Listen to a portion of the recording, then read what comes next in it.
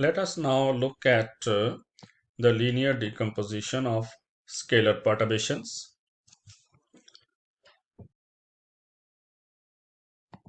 So the scalar perturbations are the ones responsible for the structure formation. When we study the cosmological perturbations using the Einstein equations, we can see that the perturbations in the density and pressure fields are related only to the scalar perturbations in the metric tensor. So there is no dependency of these fields, density and pressure fields, on the vector and tensor perturbations. So just go through this some introductory material on my website, and let's cut to the chase and dive into the mathematics. So what is the first and I guess this is the only decomposition that we apply to scalar perturbations, the Fourier decomposition. So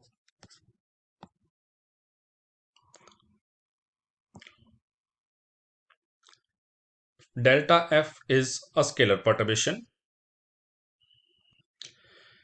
and you can decompose it into its Fourier components like this.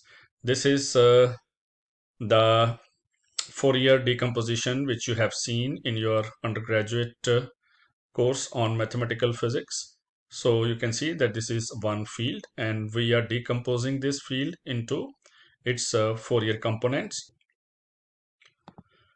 So this is one Fourier mode, delta fk e ik dot x, and this amplitude is time dependent and the exponential part is spatial dependent. So we separate the time component and the spatial component. The time component comes here and the spatial part goes into this e to the power ik dot x. So this is the decomposition of a perturbation into its Fourier components.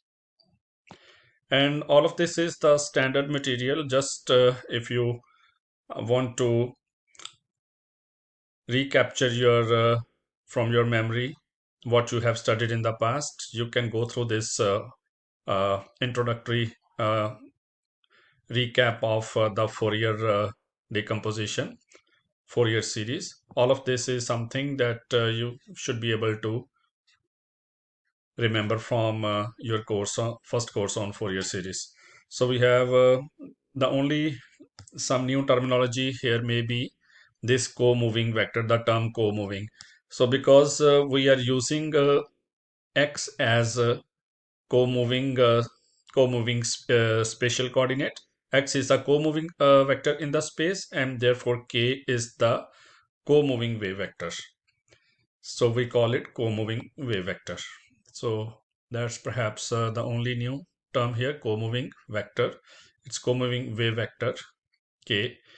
Co-moving wave number is magnitude of this, and co-moving wavelength is then 2 pi over k. So instead of simply saying wavelength, we say co-moving wavelength, and then it translates, then you can transform this into physical wavelength by using this expression, and physical wave number by this expression.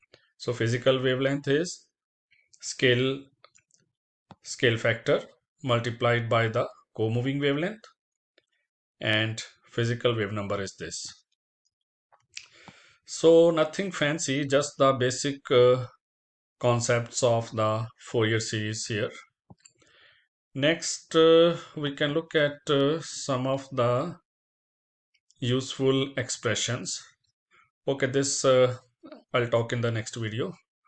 Let's stop here for this video.